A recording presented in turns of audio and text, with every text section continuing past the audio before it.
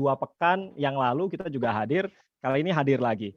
Anda bisa dengarkan di Radio Sinta dan juga live streaming di kanal YouTube El Sinta News and Talk, Twitter @radiosinta dan juga Facebook fanpage El Sinta News and Talk. Di hari ini sangat relate sekali ya kalau kita ngobrolin di masa pandemi COVID-19, semua orang kayaknya serba kesulitan untuk ekonominya. Tapi di satu sisi kita harus pandai juga untuk tetap berkegiatan ekonomi. Salah satunya adalah memanfaatkan gadget atau gawai yang kita miliki, entah itu smartphone, komputer tablet, atau yang lainnya. Bagaimana kita bisa menjadikan gadget kita menjadi mesin uang di masa pandemi COVID-19? Itulah tema yang kita angkat di pagi ini. Tapi sebelumnya saya ingin ingatkan terlebih dahulu para peserta dan juga narasumber untuk mematikan mikrofonnya terlebih dahulu sebelum saya berikan kesempatan untuk berbicara agar acara ini bisa berlangsung dengan lancar sampai akhir nanti ya, sampai pukul 11.30 waktu Indonesia Barat. Kita langsung mulai saja. Ini kita interaksi secara langsung nanti dengan teman-teman semuanya yang sudah hadir. Saya mencatat termasuk narasumber dan saya juga sudah ada 74 bahkan terus bertambah pesertanya. Selamat bergabung untuk teman-teman semuanya. Saya ingatkan untuk mematikan mikrofon dan saya akan menyapa terlebih dahulu. Narasumbernya sudah hadir semuanya, sudah ada 3. Yang pertama adalah Deputi Bidang Ekonomi Digital dan Produk Kreatif Kementerian Pariwisata dan Ekonomi Kreatif atau Badan Pariwisata Ekonomi Kreatif. Ada Bapak Muhammad Nel Elhimam. Halo, selamat siang Pak Nel. Apa kabar Pak? Selamat siang Mas Ferry, ketemu lagi kita. Ketemu lagi Pak, betul. Salam sehat Pak, mudah-mudahan sehat selalu kita semuanya ya Pak Nel. Sama-sama, salam sehat, betul, salam sehat, semua sehat dalam kondisi seperti ini. Memang luar biasa ini bisa ketemu di virtual. Ya Zoom meeting. Di hari ini kita akan ngobrolin tentang bagaimana memanfaatkan gadget jadi mesin uang di masa pandemi COVID-19. Tapi ngomong-ngomong tentang tugas di Badan Pariwisata Ekonomi Kreatif, cerita sedikit dong Pak Nel. Sebagai Deputi Bidang Ekonomi Digital dan juga Produk Kreatif, ngapain aja tugasnya Pak? Makasih Mas Ferry. Jadi ini kan Kementerian Pariwisata dan Ekonomi Kreatif, Badan Pariwisata dan Ekonomi Kreatif merupakan penggabungan kemarin ya antara Badan Ekonomi Kreatif dengan Kementerian Pariwisata. Jadilah sekarang gabungan kedua badan tersebut gitu ya.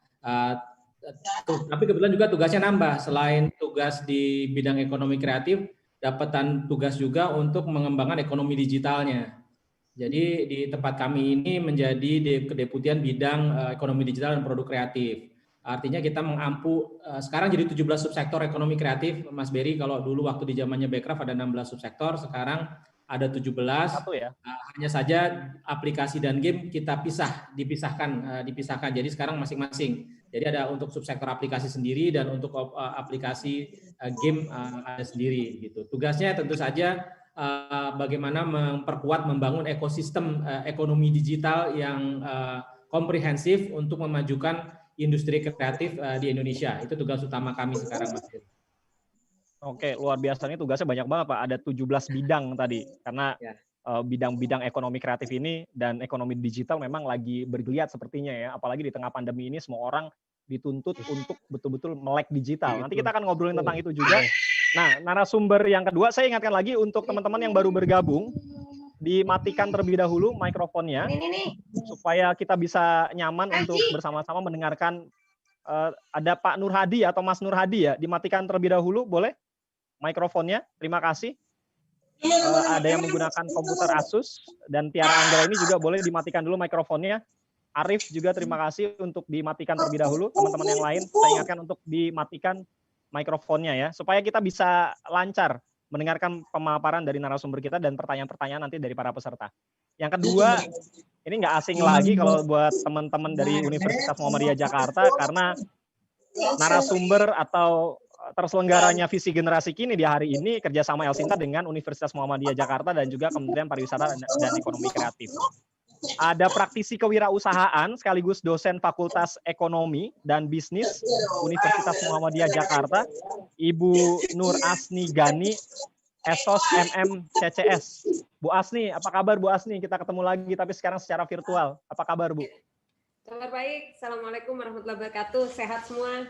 Salam sehat. Amin, insya Allah. Waalaikumsalam warahmatullahi wabarakatuh. Bu, cerita Bu. Kalau tadi Pak Nel sudah cerita kesehariannya ngapain aja di Kementerian pariwisata dan ekonomi kreatif, tapi nggak ada salahnya Bu Asni juga cerita sedikit kegiatannya sebagai praktisi kewirausahaan dan juga sebagai dosen Fakultas Ekonomi dan Bisnis di UMJ, Universitas Muhammadiyah Jakarta. Baik. Hal yang menyenangkan di pandemi adalah kita belajar hal-hal baru, gitu ya. Tidak ada yang pernah mempersiapkan diri untuk memasuki fase ini. Namun mau tidak mau kita belajar, termasuk siaran radio dan live melalui Zoom, gitu ya. Kita bertemu di dunia maya. Aktivitas yang saya lakukan mengajar di Fakultas Ekonomi dan Bisnis sampai hari ini juga masih menggunakan pembelajaran jarak jauh. Jadi menyapa mahasiswa lewat tatap muka di layar, gitu ya. Beberapa mahasiswa menanyakan, aduh Bu, sampai kapan, kangen, pengen ketemu, gitu ya. Nah, ini hal menarik yang mau nggak mau, biar nggak jadi dinosaurus, kita harus belajar kekinian, gitu ya. Di bidang-bidang usaha juga saya menyapa klien-klien saya. Kemarin baru saja menghitungkan tarif untuk klien di Palembang, itu juga bertatap muka melalui layar laptop. Jadi malah pelaksanaannya bisa di mana-mana. Salah satu profesor saya ada di Kuwait, satu di Malaysia, dan satu di Indonesia, satu di Palembang. Satu di Jakarta, satu di Palembang. Jadi menyenangkan. Disinilah saatnya kita mengembangkan diri, mengeksplor kemampuan diri kita untuk belajar hal baru. Itu Mas Yuri. Oke, luar biasa. Bu Asni, saya ingatkan lagi teman-teman untuk mengikuti webinar ini via Zoom meeting, teman-teman dimatiin dulu mikrofonnya, atau saya akan kick, admin saya akan meng-kick Anda, supaya kita bisa jauh lebih lancar ya. Ada Pak Roni Edward utama, kemudian teman-teman yang lain yang belum mematikan mikrofonnya, tolong dimatikan terlebih dahulu, supaya kita bisa lancar sekali lagi untuk bisa mengikuti webinar ini. Nah, narasumber yang ketiga, ini yang nggak kalah penting ya, karena inti dari pembahasan kita adalah bagaimana menjadikan gadget sebagai mesin uang. Nah, salah satunya mungkin dimanfaatkan juga oleh narasumber saya, CEO dan founder Irsyad Cakes dan IF Macaroni. Mudah-mudahan saya nggak salah nyebutin ya. Muhammad Irsyadul Anam. Dia juga ternyata masih jadi mahasiswa. Halo Irsyad, apa kabar? Halo, baik, alhamdulillah. Sebelumnya salam kenal nih buat El Sinta Radio. Saya pertama kali live di siaran radio. Ini untuk El Sinta. Oke. Mudah-mudahan lancar nanti ya, nggak gugup ya. Oke. Cerita sedikit dong, sebagai CEO dan founder Irsyad Cakes dan IF Macaroni, betul ya? IF Macaroni ya, Irsyad ya? Benar. Betul. Ya. Jadi menurut saya itu di era pandemi saat ini, otomatis saya sebagai entrepreneur ataupun sebagai CEO dan CEO khususnya buat di produk makanan, itu kehidupan jauh lebih berbeda. Berbeda kenapa? Yang biasanya tadinya kita jual offline, sekarang kita online. Jadi yang merubah kebiasaan baru. Yang biasanya kita bertemu dengan orang, sekarang kita hanya lewat virtual dan lain sebagainya. Begitu juga dengan kita melakukan pemasaran. Biasanya kita kalau melakukan penjualan bisa secara langsung, sekarang melalui virtual kayak gitu. Nah, sebenarnya penting banget untuk kondisi seperti saat ini tuh media sosial sangat berpengaruh banget untuk kepentingan penjualan untuk saat ini di era pandemi seperti saat ini kayak gitu. Karena apa? Karena dengan memanfaatkan media sosial, usaha yang kita punya itu, saya khususnya berjalan, maksudnya agak sedikit berjalan dengan lancar gitu. Karena apa? Karena dengan ada media sosial, orang yang dari jauh-jauh bisa tahu dengan produk kita seperti itu. Oke, terima kasih Pak. Sepertinya segitu.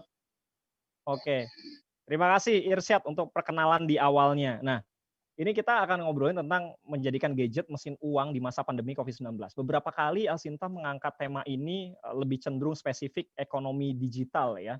Tapi kalau kita melihat sekarang, hampir semuanya kan ya, orang-orang di Indonesia bergerak jualan offline, tadi kalau kata Irsyad, langsung bergerak ke digital, memanfaatkan gadget. Tapi ketika semua orang sudah bergerak menggunakan gadgetnya untuk bergerak di bidang ekonomi digital, memang masih ada ya peluang buat kita untuk bergerak di ekonomi digital juga. Jangan-jangan kue-kuenya tadi itu sudah diambil sama orang lain. Saya pengen tahu dulu dari Pak Nil sebagai Deputi Bidang Ekonomi Digital dan Produk Kreatif Kementerian Pariwisata Ekonomi Kreatif, bagaimana Pak Nil? Ketika semua orang bergerak digital memanfaatkan gadgetnya untuk jadi mesin uang, memang masih ada peluangnya sekarang ini. buat kita deh sebagai pemula atau teman-teman semua yang hadir di webinar di siang ini, Pak Nil? Terima kasih Mas Berry. Jadi tetap mungkin saya harus mulai dari potret landscape Indonesia dulu ya. Artinya begini, penduduk kita tahu 260 juta lebih. Nah, kemudian penetrasi internetnya yang menggunakan internet itu sudah 175 juta. Artinya lebih dari 64% sudah menggunakan internet. Dari 175 juta tadi mungkin lebih dari 95%-nya menggunakan mobile, ya, menggunakan handphone. Jadi ada yang bilang kita sebagai negara yang mobile first country, artinya mengutamakan penggunaan internetnya melalui mobile. Tapi sebetulnya kalau saya merasa bahwa kita bukan sekedar mobile first, tapi sudah mobile only country, artinya sedemikian besarnya mayoritas penggunaan internet itu melalui mobile. Nah, kalau dilihat dari angka tersebut, kita harus sadar bahwa itulah pasar. Jadi pasar. Nah, selama ini sayangnya yang ngerti pasar Indonesia ini hanya orang-orang luar, gitu, bahwa kita tuh pasar orang luar, gitu ya. Contohnya misalnya dengan Facebook, nggak usah jauh-jauh lah, dengan Zoom ini aja mereka tahu bahwa kita tuh pasar gede banget. Zoom nilainya naik gara-gara kita pakai. Saya yakin. Ini ada 91 orang Pak pagi ini yang hadir, Pak. Nah, makanya pasar ya itu kan besar. Ini baru satu. Kan bukan hanya Elsinta aja yang ngadain semacam ini. Saya rasa seluruh Indonesia banyak mengadakan kegiatan seperti ini, dan buat mereka itu benar-benar pasar. Jadi mereka benar-benar cater, benar-benar coba melayani pasar tersebut. Nah, kembali ke tadi yang angka tadi yang besar, apakah semua orang akan kebagian? Saya rasa pasti kebagian, karena begini, dari 100 jadi gini, nilai e-commerce Indonesia tahun lalu itu tembus 30 miliar dolar atau sekitar hampir 450 triliun rupiah ya. Dan diprediksi tahun 2025 itu tembus 80 miliar dolar atau sekitar 1.000 triliun lebih ya nilainya. Nah, kalau berdasarkan ini kita belum pernah punya data yang real ya, tapi baru data dari sekedar kita tanya ke teman-teman platform e-commerce misalnya. Dari angka tersebut itu yang dijual di platform e-commerce di Indonesia ini mungkin baru 30% yang produk lokal. Ya, yang produk lokal tuh belum sampai 30%. Artinya baru sekitar, kalau yang tahun lalu artinya kalau 30% kali 30 sekitar 10 miliar dolar, sekitar 150 triliunan mungkin ya yang produknya lokal gitu, yang yang ditransaksikan di e-commerce tadi. Artinya kita masih punya 70% lagi yang mestinya kita bisa ambil. Nah, inilah kalau menurut saya peluang yang teman-teman bisa dapatkan. Kemudian terkait dengan nanti apa yang harus dilakukan misalnya dalam ekonomi digital ini, macam-macam. Dari yang pertama mungkin yang paling gampang adalah bukan sebagai maker tapi sebagai pedagang dulu nih. Jadi menjualkan produk-produk yang ada. Itu mungkin belajar untuk masuk ke dalam dunia e-commerce. Nanti dari kayak situ reseller gitu ya Pak jatuhnya ya. Ya, kayak reseller. Atau sekarang malah ada lagi yang lebih bagus lagi, dropshipper. Dropshipper itu artinya menjualkan barang-barangnya dari makers. Ada salah satu contohnya di Bandung tuh ya, menjualkan barang-barang buatan lokal makers oleh UKM. UKM-nya nggak punya pasukan untuk marketingnya. Jadi si dropshipper ini kitanya menjualkan barang-barang mereka tanpa kita perlu punya barangnya, tinggal nanti dikirim barangnya langsung ke si pembeli gitu. Jadi kita sebagai etalase ya, sebagai etalase sampai ke sama tokonya tanpa perlu punya barang. Itu juga saya rasa salah satu cara yang mudah untuk masuk ke dalam dunia e-commerce atau dunia ekonomi digital. Nah, yang terakhir tentunya yang kita inginkan justru adalah bagaimana yang tadi pasar e-commerce Indonesia ini atau ekonomi digital ini dipenuhi dengan barang-barang lokal. Nah, kemarin barusan juga tanggal 14 Mei kemarin kan Presiden meluncurkan, mudah-mudahan teman-teman pada ngikutin ya, gerakan Bangga Buatan Indonesia. Intinya adalah mentransformasi digitalkan pelaku UMKM yang sekarang jumlahnya ada sekitar 60 juta lebih ya, 60 juta lebih, baru 8 juta kemarin per Mei itu baru 8 juta yang menggunakan platform e-commerce. Target Presiden adalah pada akhir tahun ini mencapai 10 juta yang masuk e-commerce. Tapi kemarin pertengahan September sudah tercapai target tersebut. Jadi kemungkinan akan ditambahkan menjadi mungkin 11 juta atau 12 juta tergantung nanti perkembangannya. Nah, itu potensialnya yang bisa saya sampaikan di sini Mas Berry. Oke, terima kasih Pak Nil. Peluang dan kesempatan itu masih ada, tapi bagaimana kita bisa melirik atau melek dan melihat betul peluang yang ada itu cocok nggak sih sama kita? Dan melihat kondisi sekarang di mana daya beli sedang turun, seperti apa? Apakah semakin sulit? Nah, ini mungkin Bu Asni bisa jawab nih, Bu. Gimana Bu Asni? Baik. Data-datanya tadi udah banyak disampaikan Pak Nel ya. Iya. Pasarnya gede banget, luas banget gitu ya. Di era kekinian, satu hal yang kita garis bawahi adalah ketika kita mau menjadi besar, maka kita harus berkolaborasi. Tadi banyak hal yang disampaikan oleh Pak Nel, misalnya bagaimana kalau kita kenal teman-teman UMKM lokal yang tidak punya kemampuan menjual Jejaring barangnya pemasaran melalui ya. media, menjual barangnya melalui media massa. Sementara kita punya database, kita biasa main di medsos, ya udah kita gandeng mereka, kita bantu gitu. Terus beberapa data juga menyatakan bahwa tadi panel sampaikan juga, kenapa bukan kita yang tahu itu gitu ya? Kenapa orang luar membaca banget gitu ya? Kita nih hanya jadi konsumtif saja. Padahal kalau kita iseng nyelam gitu ya di dunia maya, datanya bertebaran ya Pak ya. Kita bisa lihat peluangnya apa saja, termasuk yang sedang hits.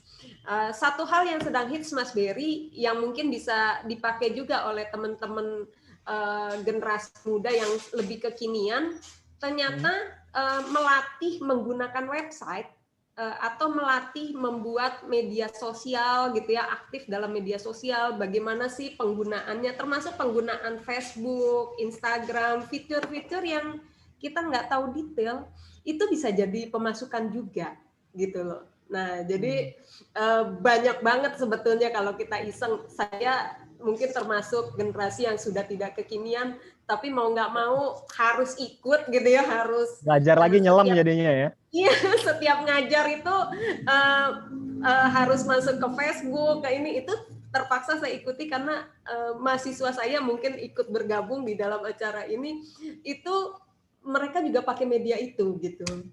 Itu sih Mas. Jadi berkolaborasi poinnya. Gitu.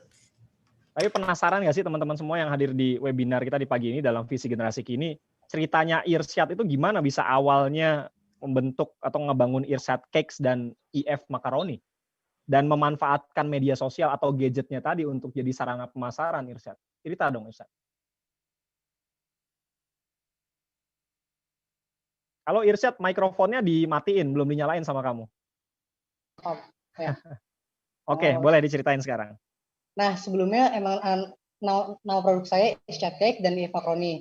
Saya sebenarnya megang di dua misalnya di bidang jasa dan di bidang produk. Yang produk itu ada tadi Irsyad Cakes itu berhubungan dengan kue, produk lain sebagainya, dan jasa itu baking center. Namanya dapur ICP Baking Center. Awal mulanya Irsyad Cake ini berdiri di tahun 2015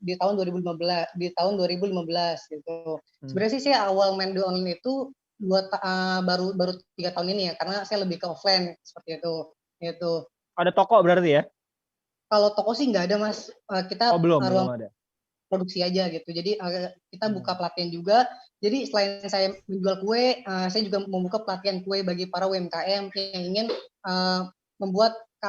masih mengembangkan keahlian di bidang kue ataupun masakan dan lain sebagainya seperti itu. Gitu. Nah, karena kenapa kepikiran bikin kue sih? Kenapa anak muda loh sekarang. Kenapa kok kue gitu? Nah iya, nggak sebenarnya sih basicnya awalnya bukan kue ya. Awalnya tuh sebenarnya coklat. Awalnya coklat itu emang saya udah demen bikin coklat itu dari mulai SD Mas. Itu. Terus habis itu saya kembangin pas SMK itu baru mulai terjun ke kue, ke masak dan ke roti lain kayak gitu. Nggak, alasannya kenapa saya lebih cinta ke produk kue, asik cinta. Itu enggak, karena emang fashion saya di situ, saya demen di kue gitu. Karena kan kalau pastry itu dia lebih detail gitu, karena saya suka yang detail-detail gitu Mas. Itu kamu bikin sendiri atau memang ada tim? Jadi ada kokinya, ada juru masaknya juga? Nah, kalau untuk saat ini, saya kan ini tahun kelima saya buka Irsyad Cakes, maksudnya berdirinya Irsyad Cakes. Ini untuk produksi secara langsung itu saya sendiri, tapi ada dibantu juga gitu. Misalkan bantu packaging gitu-gitu dan sebagainya. Ini yang bantu pun saya memanfaatkan tetangga-tetangga yang sedang tidak ngapa-ngapain ataupun yang belum ada kerjaan gitu. Tujuannya apa? Tujuannya agar mereka tuh punya selain bisa bantuin saya pun mereka punya keahlian tersendiri Mas gitu. Jadi saya ajarkan juga cara bikin kue seperti ini gitu-gitu. Keren loh, bisa bikin sendiri terus ngebuka lapangan pekerjaan juga ya sedikit-sedikit buat tetangga-tetangga ya Sat ya. Iya, alhamdulillah kayak gitu. Masih muda, kalau boleh tahu usianya berapa sih Irsad? Sekarang saya usianya 21 tahun, Mas. 21 tahun, udah punya usaha sendiri. Udah 5 tahun berjalan ya, udah settle ya? Ya alhamdulillah. Ya alhamdulillah. Hotel ya 5 tahun ini 5 tahun. Gitu. Luar biasa. Boleh tepuk tangan secara digital buat teman-teman semuanya. Kalau biasanya Visi Generasi Kini hadir di kafe, bisa tepuk tangan rame-rame, tapi sekarang nggak kedengeran mungkin ya. Aplaus buat Irsyad. Tuh ditepuk tanganin sama Pak Nel juga, keren, sama Bu Asri juga sama teman-teman yang lain. Nah, ngomong-ngomong soal ekonomi digital ya, memanfaatkan gadget. Kamu baru mulai kurang lebih sekitar 3 tahun belakangan. Apa yang bikin kamu akhirnya berpikir, ini kayaknya pemasaran nggak bisa lagi mungkin dari mulut ke mulut, atau produk kita dikenal orang biasa-biasa aja. Apa sih yang bikin kamu akhirnya berpikir untuk, pakai gadget deh, manfaatin digital deh, digitalisasi ini? Nah ya awalnya sih awalnya tuh saya masih terjun banget di awal-awal itu masih pakai Facebook ya. Masih Facebook ya kan, belum ada namanya Instagram belum terlalu yang ngetren sampai saat ini lah. Enggak dulu online belum begitu banget. Ya kan saya mikirnya di online itu lebih luas jaringannya. Itu. Kalau di online itu lebih jelas jaringannya, dan kebetulan saya kan buka kelas online. Dan kelas-kelas online ini pun sebelum adanya pandemi saya sudah ada kelas online sejak 4 tahun yang lalu gitu. Jadi pas keren. Begitupun pandemi masuk, jadi udah ada, maksudnya udah ngeran sih, udah bisa mengantisipasinya seperti itu. Gitu. Gue udah duluan gitu ya. Iya, pas banget jadinya. Seperti itu. Nah, kalau untuk pangsa pasarnya, ini kan kalau kita ngomongin sebuah produk, terus kita mau melebarkan sayap ke digital menggunakan gadget, itu kan kita harus tahu juga pangsa pasar yang mau kita sasar. Awalnya, pangsa pasar kamu atau target market kamu, siapa yang akan beli produk kamu itu siapa sih? Kalau pangsa pasar saya kan saya ada beberapa produk. Yang pertama Irsyad Cakes itu produk kue, IF Makaroni itu snack, Dimsum Bang Dul itu produk dimsum dan lain sebagainya. Itu saya sih pangsa pasarnya lebih ke anak-anak muda Mas kalau buat yang dimsum. Tapi kalau buat yang kue itu saya lebih ke ibu-ibu gitu. Untuk pangsa target penjualannya. Pengajian gitu ya. Iya gitu, karena kan mikirnya kan mereka buat pengajian, buat arisan seperti itu. Karena kan kalau dimsum, kalau yang produksi yang dimsum itu atau IF Makaroni, dia buat nyemil gitu, dia lebih ke anak-anak muda. Kalau yang kue lebih ke ibu-ibu seperti itu. Oke, ini teman-teman yang hadir dalam webinar di pagi ini dalam Visi Generasi Kini yang masih jomblo mungkin boleh cari tahu nomor handphonenya Irsyad ya. Pengusaha muda loh, 21 tahun. Ini keren banget. Nah, buat teman-teman yang mau nanya langsung boleh juga buka mikrofonnya, sebutkan namanya siapa, boleh langsung bertanya. Saya buka sesi tanya jawab sekarang. Sudah mendengarkan cerita dari 3 narasumber kita, mungkin nanti Pak Nel mau mengomentari apa yang sudah dilakukan oleh Irsyad.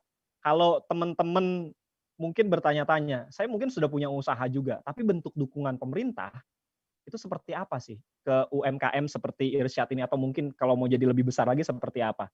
Ceritain Pak Nel, kalau di Kementerian Pariwisata dan Ekonomi Kreatif untuk teman-teman yang memulai usaha seperti Irsyad ini dan memanfaatkan ekonomi digital melalui gadgetnya, dalam bentuk apa dukungan atau support yang diberikan oleh pemerintah, Pak Nel?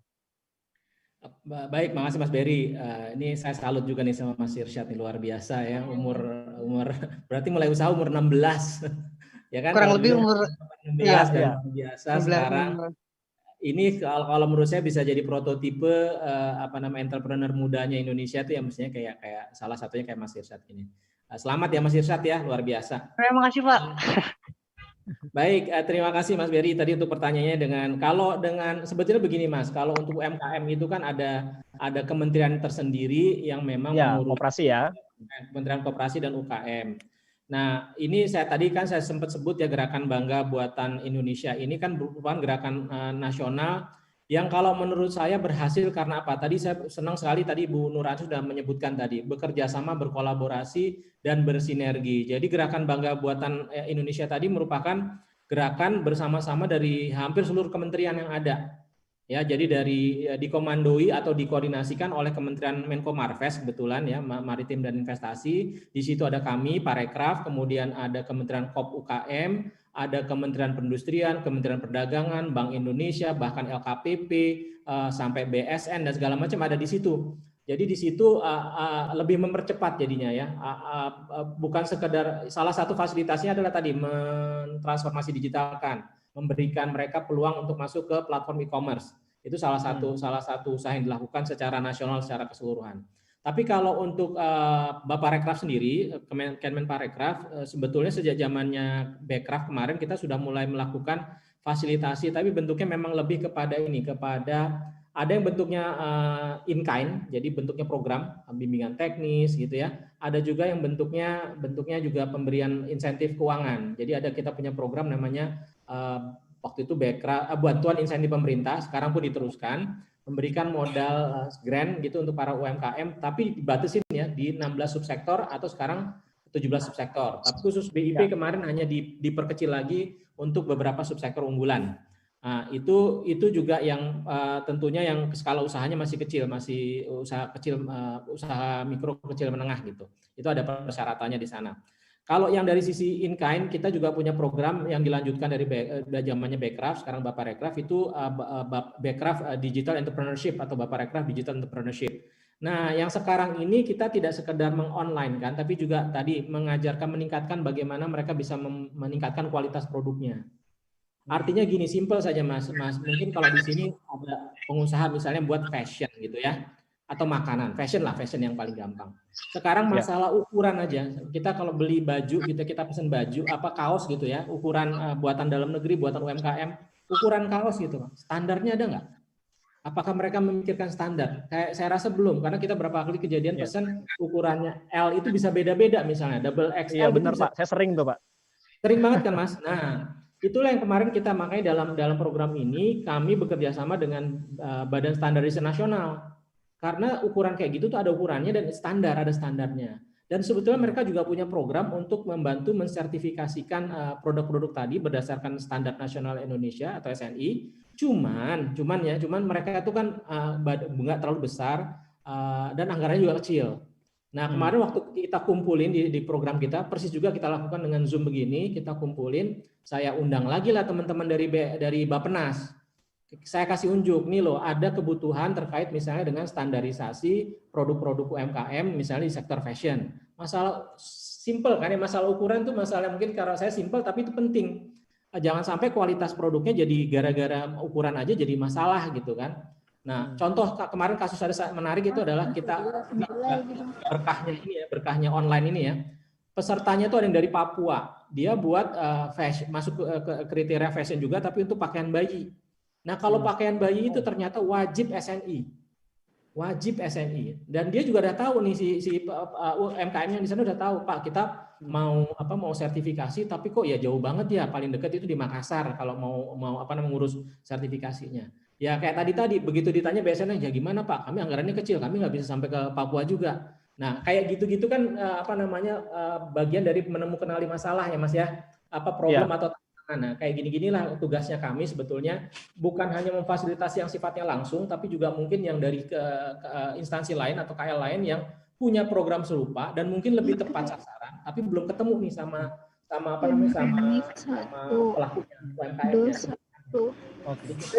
Untuk mohon maaf Pak Nel sebentar, Anissa Dwi bisa dimatikan dulu mikrofonnya supaya kita bisa mendengarkan kembali penjelasan dari Pak Nel. Terima kasih. Silakan Pak Nel, mohon maaf saya potong tadi Pak. Maaf ya. Nggak apa-apa. Maksud saya seperti itu. Jadi kita tugasnya di pemerintah ini kita harus. Saya tadi senang banget dengar dengan kata-kata Bu Nur Asni tadi bahwa kita harus berkolaborasi di pemerintah pun. Saya rasa kalau kita bersinergi kita akan bisa membantu lebih banyak lagi dan lebih efektif tentunya ya, lebih akuntabel dan lebih efektif. Dan itu yang kita lakukan sekarang. Kita punya program sendiri-sendiri, nggak apa-apa. Artinya bahwa kita nanti lihat program kira-kira program siapa yang mungkin lebih tepat sasaran, lebih efektif. Nah itu yang nanti kita angkat ke level yang lebih tinggi, ke level nasional misalnya ya. Karena nggak mungkin kita kerja sendirian. Saya yakin Kementerian Koperasi UKM juga nggak mungkin kerja sendirian. Kami sendiri juga nggak mungkin kerja sendirian dan yang lain nggak mungkin kerja sendirian. Memang harus bareng-bareng Mas. Begitu Mas Berry. Luar biasa, itu bentuk dukungan dari pemerintah. Tapi biasanya di tahapan awal seseorang memulai usaha, apalagi bergerak di bidang apapun ya, dan mau merambah pemasarannya ke digital atau melalui gadget, itu ada aja persoalannya. Pertama, kitanya nggak tahu sasaran target atau pasarnya apa, atau di awal kita udah nemuin kendala nih, baru mau mulai usaha, tadi soal kolaborasi, nyari siapa yang passionnya sama kita, atau kesulitan permodalan. Nah, hal-hal semacam itu. Ada hal lain nggak kira-kira Bu Asni yang biasanya itu menghambat seseorang untuk bisa memulai usahanya? Terutama ketika kita mau menjadikan gadget kita ini sebagai mesin pundi-pundi uang, Bu Asni. Baik, Mas Berry dan teman-teman semua. Kalau saya suka mengingatkan kepada para mahasiswa atau pewirausaha pemula, alhamdulillahnya kayaknya nanti panel boleh kerjasama dengan FEB UMJ nih Pak. Di UMJ sendiri kita punya 10 fakultas, di tiap-tiap fakultas kita mempunyai materi kewirausahaan yang memang secara konsep kita sampaikan, kemudian secara praktek kita lakukan. Ada pusat inkubator bisnis kewirausahaan di Universitas Muhammadiyah Jakarta. Saya khususnya di Fakultas Ekonomi dan Bisnis, Muhammad Irsyad ini adalah salah satu mahasiswa saya yang memang sangat cerewet. Jadi kalau tadi ditanya, Mas, gimana cara jualannya pertama, itu yang pasti yang dipaksa beli itu dosennya. Jadi dia suka banget, Bu, beli kue gitu, atau kalau nggak abis itu Bu tester, Bu, tapi Ibu harus promo di kelas gitu. Jadi itu yang dilakukan. Makanya saya mengikuti itu, panel sebagai orang tua gitu ya, tugas kita membimbing gitu. Jadi sebetulnya yang stoknya kayak Irsyad, Pak Nel, kalau nyari anak muda buat usaha datang ke Fakultas Ekonomi dan Bisnis, banyak banget gitu di sana. Kita memang mengencourage mahasiswa untuk berani berusaha. Kita siapkan forum, ada namanya Management Week. Di situ biasanya ada mereka ada kompetisi untuk membuat bisnis plan gitu ya. Jadi memang itu kita upayakan. Kalau tadi pertanyaannya Mas Berry, apa sih yang menghambat? Banyak hal. Mulai dari nggak tahu, emang kalau saya jual ini bakalan laku ya? Emang kalau saya jual ini bakalan tertarik ya? Nah, itu. Ada yang beli nggak ya? Iya, gitu ada ya, yang Bu? beli nggak ya, gitu ya, nggak pede. Kalau saya bilang di dunia, di masa pandemi ini, ada hal yang berbahagia adalah banyaknya waktu luang kita. Jadi manfaatkan waktu luang kita untuk berbuat apa aja. Disinilah saatnya kita punya panggung sendiri gitu, dan kita bisa belajar dari mana aja. Saya terus terang lagi belajar mau bikin getuk. Setelah kemarin saya belajar bikin singkong Thailand gitu ya. Jadi kuncinya di sini kita mau nyoba. Oh ternyata singkong Thailand yang selama ini saya beli gitu, begitu bikin begitu doang gitu ya. Dan tester pertama, abis kita bikin, kita upayakan bikin sebanyak-banyaknya dan bagi dengan tetangga sekitar. Begitu enak, wah enak. Open PO, open PO mulai kan, berarti udah ada pasar gitu. Nah masalahnya adalah seberapa besar kita ingin berusaha, seberapa besar kita ingin mencari potensi diri kita gitu. Itu, jadi mulai dari hobi, lihat kebutuhan sekitar. Ada hal menarik sebetulnya yang sekarang saya suka lagi amati dari tadi pagi saya keluar rumah, itu sepeda. Itu kalau mau main bisnis perintilan sepeda, belnya aja itu dicari, lampu sepeda itu dicari. Itu kalau dicari, wah jadi bisnis tersendiri. Tas, tadi Bapak udah bilang, Pak Nel bilang bikin industri kreatif, bikin tas buat dicantelin di sepeda, itu juga jadi peluang bisnis juga. Jadi gitu. peluang, mungkin, ya. Iya, mungkin dari hal-hal kecil, Mas. Jadi mulailah dari hobi kalau menurut saya itu. Atau kita melihat dulu di sekitar kita apa nih yang kira-kira kita bisa jadikan uang dan peluang. Atau tadi minimal jadi reseller dulu, atau dropshipper tadi di awal disampaikan oleh Pak Nel. Setelah ini kita akan buka sesi tanya jawab untuk teman-teman yang mau bertanya langsung, boleh buka mikrofonnya, nggak perlu ditampilkan wajahnya, nggak apa-apa, suaranya bisa kedengaran. Atau sudah ada beberapa teman-teman di sini yang sudah chatting via WhatsApp, juga sudah ada yang bertanya, termasuk dari teman-teman Elsinta juga ada yang bertanya nih, karena mungkin ada pengusaha juga di sekitar kita. Yang mau bertanya via telepon boleh juga di 021 586 9000, SMS dan WhatsApp di 081 180 6543. Kita pagi ini ngobrolin tentang menjadikan gadget sebagai mesin uang di masa pandemi COVID-19. Lebih spesifik lagi, kita membahas tentang bagaimana kita bisa berusaha ya, memiliki usaha supaya kita bisa survive di tengah pandemi COVID-19, tapi dengan memanfaatkan gawai yang kita punya. Nah, kalau yang mau nonton juga live streaming kita bisa di YouTube di Elsinta News and Talk, kemudian Twitter @radioelsinta dan fanpage Facebook Elsinta News and Talk. Bertanya di kolom komentar juga kami perbolehkan, silakan bertanya sebanyak-banyaknya. Nanti mungkin narasumber kita 3 orang ini yang akan menjawabnya secara langsung. Kita akan jeda terlebih dahulu, tetap bersama kami dalam Visi Generasi Kini Elsinta.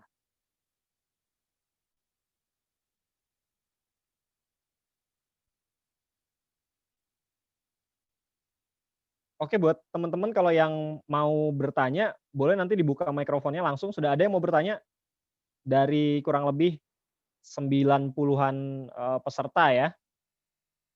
Kalau mau bertanya langsung boleh dibuka mikrofonnya, disebutkan namanya, langsung ke pertanyaannya atau ditujukan ke siapa pertanyaannya. Ini sudah ada yang beberapa yang bertanya, tapi masih malu-malu nih. Nggak apa-apa, via chatting juga nggak apa-apa. Saya sudah mencatat ada 3 pertanyaan.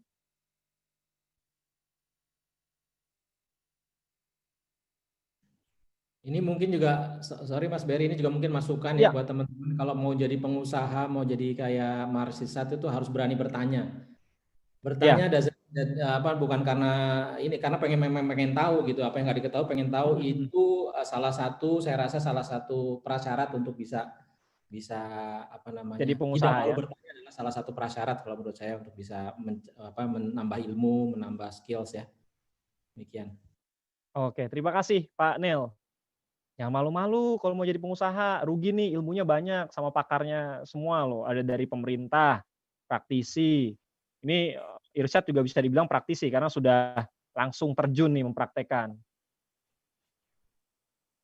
Oke, saya boleh bertanya, Mas? Kita bergabung lagi, kita sudah masuk lagi ya dalam Visi Generasi Kini Elsinta. Terima kasih, sudah ada yang mau bertanya ternyata. Oke, ada Mas Tri Ananto. Halo, selamat siang Mas. Selamat siang Mas. Silakan Mas Tri. Jadi yang saya ingin tanyakan gini, beberapa kali saya udah pernah coba memulai untuk menjadi seorang entrepreneur lah gitu, walaupun cuma kecil-kecilan gitu.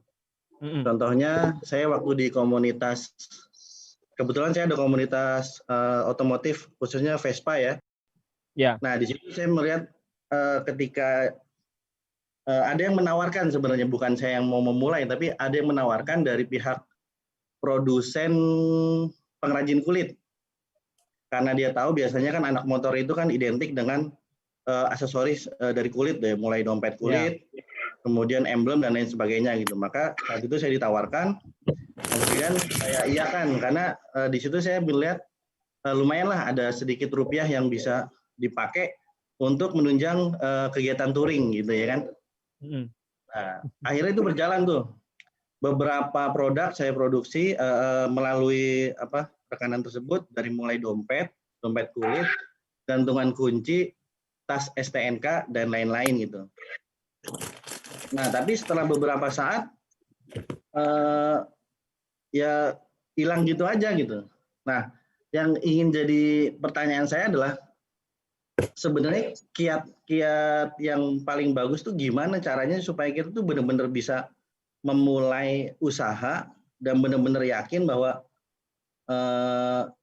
kita mampu untuk ngejalaninnya gitu. Dan karena satu sisi dalam pemikiran saya itu untuk keluar dari zona nyaman sebagai seorang karyawan tuh rasanya sulit juga ya gitu. Dimana kan karyawan itu kan biasanya kan sudah memiliki pemasukan yang sudah ada per bulan udah jelas tuh Mas, saya dapatnya berapa. Nah, sementara untuk menjadi seorang entrepreneur itu kan biasanya akan melewati naik turun pendapatan dan lain-lain gitu. Nah, jadi kiat atau motivasi apa sih yang seharusnya ditanamkan dalam diri kita itu supaya kita bisa benar-benar bisa berani untuk keluar dari zona nyaman dan menjadi seorang entrepreneur gitu. Itu yang pengen banget saya tahu gitu, kiatnya seperti apa gitu Mas, kira-kira. Terima kasih Mas Tri Ananto. Untuk yang baru bergabung, saya ingatkan lagi untuk bisa mematikan mikrofonnya ya, supaya kita bisa dengar jelas apa yang disampaikan oleh pembicara, entah itu dari narasumber atau teman-teman semua yang hadir di Visi Generasi Kini via Zoom meeting di siang ini. Kita dengerin dulu ada Pak Udin di Ciganjur, Jakarta Selatan via telepon. Halo Pak Udin. Halo Pak Udin.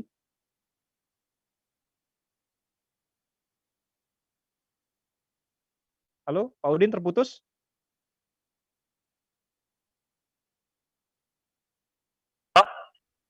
Halo Pak Udin, oke, silakan Pak Udin. Langsung Pak, apa pertanyaannya? Kedengeran Pak, kedengeran ya? Silakan Pak. Ya, apa definisi gadget dan bagaimana cara agar gadget tidak disalahgunakan dan tepat guna di bidang usaha online? Demikian komentar termatannya. Wassalamualaikum warahmatullahi wabarakatuh. Waalaikumsalam warahmatullahi wabarakatuh. Supaya gadget ini bisa tepat guna. Dan mungkin maksudnya kalaupun kita berjualannya serius ya menggunakan gadget. Oke, nanti ditanggapi ya Pak Udin di Ciganjur. Teman-teman yang hadir di webinar ini, ada yang ingin bertanya lagi selain Mas Triananto? Oke, belum ada lagi. Yang via... Saya. Oh, Mas Iwan Juanda. Silakan Mas Iwan. Siap, saya Iwan, tapi umur... Kalau Mas Iwan dimatiin tuh mikrofonnya, jadi nggak kedengeran lagi suaranya. Masih mau bertanya? Ya, sudah dibuka. Silakan.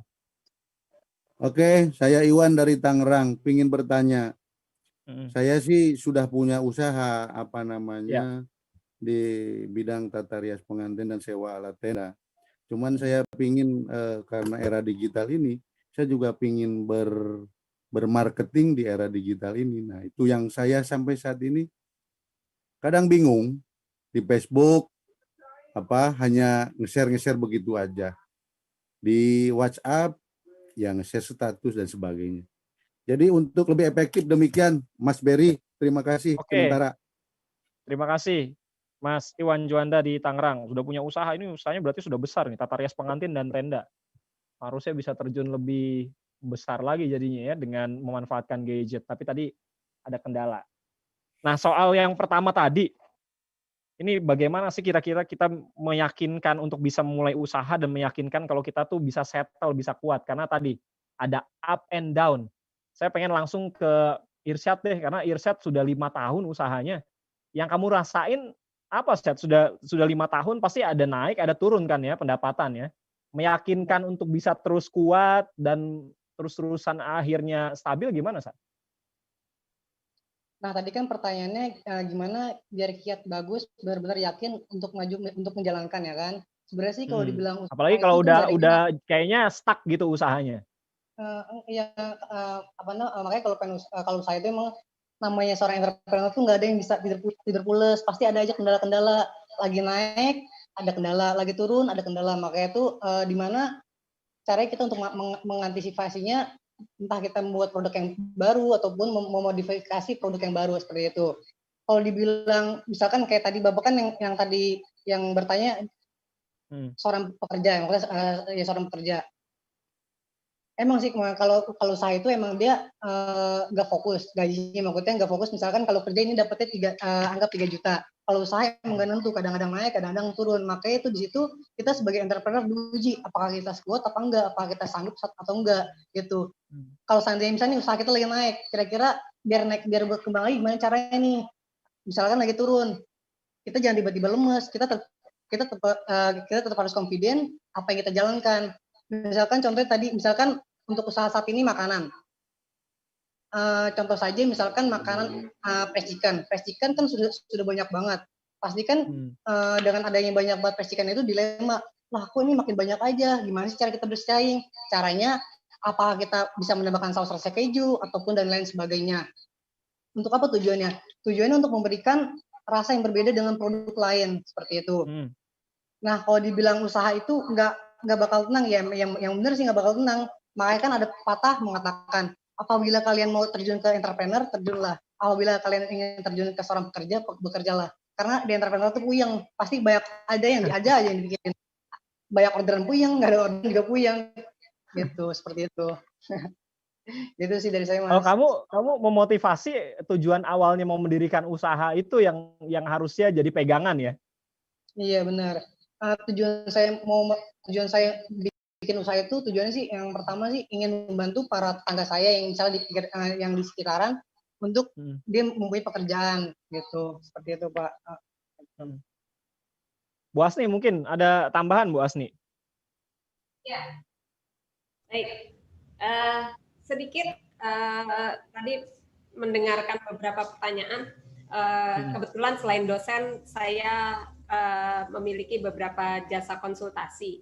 Betul yang dikatakan oleh Mas Irsyad bahwa kalau pebisnis memang nggak seperti pekerja. Kalau lagi untung, itu kita ngumpet aja duit ngejar. Jadi ada aja, udah aduh liburan capek kerja gitu ya, itu yang ngontak banyak banget. Tapi giliran waktu baru mulai, kita nyari ke segala pelosok. Ini jawab pertanyaan teman-teman yang lain juga ya. Itu susah banget. Kok kayaknya promo di sini nggak ada yang dapat, promo di sini nggak ada yang dapat gitu ya. Pokoknya udah mengontak berapa orang nggak dapat. Maka satu hal yang perlu dilakukan adalah konsisten. Ketika belum ada yang menyambut, jangan pernah, aduh nggak laku nih dagangan gue, oh ini kayaknya nggak minat kali orang-orang, wah kayaknya jualan bukan passion saya deh. Hindari kata-kata itu. Di dalam menjalankan usaha tuh kayak mencari jodoh. Nah, mungkin Mas Irsyad lagi mencari jodoh gitu ya. Jangan dia belum lulus, jadi masih kuliah, nggak boleh ya cari jodoh dulu. Nah, konsisten, siap perih, siap ditolak gitu, dan boleh mengemukakan masalah. Mas Irsyad ini kalau di kelas kebetulan ikut 2 atau 3 mata kuliah saya itu suka mengemukakan, Bu gimana ya Bu cara mengembangkan bisnis, itu suka ngobrol gitu. Nah jadi akhirnya saya kadang memberikan juga beberapa tips trik gitu. Makanya ketika temanya ini saya pun mengajak, ini yang udah pasti nih gitu. Sekalian saya bilang, Irsyad kamu dapat ini nih, bisa promo di Radio El Sinta gitu ya. Nah itu. Nah terus yang berikutnya adalah tadi saya nyentuh dikit yang cerita rias pengantin ya Mas. Iya. Rias pengantin ini bisnis yang tertimpa juga di masa pandemi. Orang nggak boleh berkerumun, orang nggak berani menyelenggarakan, maka pikirkanlah misalnya gitu ya, nggak pernah kebayang sama kita kalau datang pengantin drive-thru, datang dada-dada doang, foto, berangkat gitu ya. Gimana caranya tuh kita setting panggung kita, panggung pengantin, orangnya duduk, nah tamunya memang beneran drive-thru, entah drive-thru-nya jalan atau drive-thru-nya naik mobil atau apa disiapkan oleh panitia. Nah itu salah satu pemikiran kreatif juga gitu di era sekarang, memang jadi perlu kita pikirin, termasuk promosi di media sosial, promosi di gadget kita. Mungkin nggak bisa lagi kita promonya, ayo datang ini, udah nggak bisa. Ada TikTok kan, pakailah si TikTok yang gitu-gitu ya, gitu-gitu. Nah, pakai itu gitu ya. Nah, jadi sebikin cara menggrab orang itu sih Mas, berbagai upaya memang kita lakukan sehingga gadget itu seperti 2 mata pisau. Di satu sisi dia berbahaya, di sisi lain dia bermanfaat. Maka kita lihat berapa grup kita, apa yang bisa kita jual, apa yang bisa kita informasikan supaya mereka kita tahu apa kebutuhan mereka dan kita bisa siapkan. Gitu. Nah, Mas kalau Ferry. untuk persoalannya Mas Iwan Juanda tadi ingin terjun ini di marketing secara digital ya, kalau kita memanfaatkan gadget dan dunia maya ya, teknologi informasi dan lain sebagainya. Udah terjun, udah posting di Instagram atau di Facebook tadi katanya, via WhatsApp juga update status dan lain sebagainya, tapi kok kayaknya gitu-gitu aja. Ada yang salah nggak sih sebetulnya dengan strateginya? Apa udah betul menggunakan gadgetnya atau perlu dimodifikasi supaya lebih maksimal targetnya?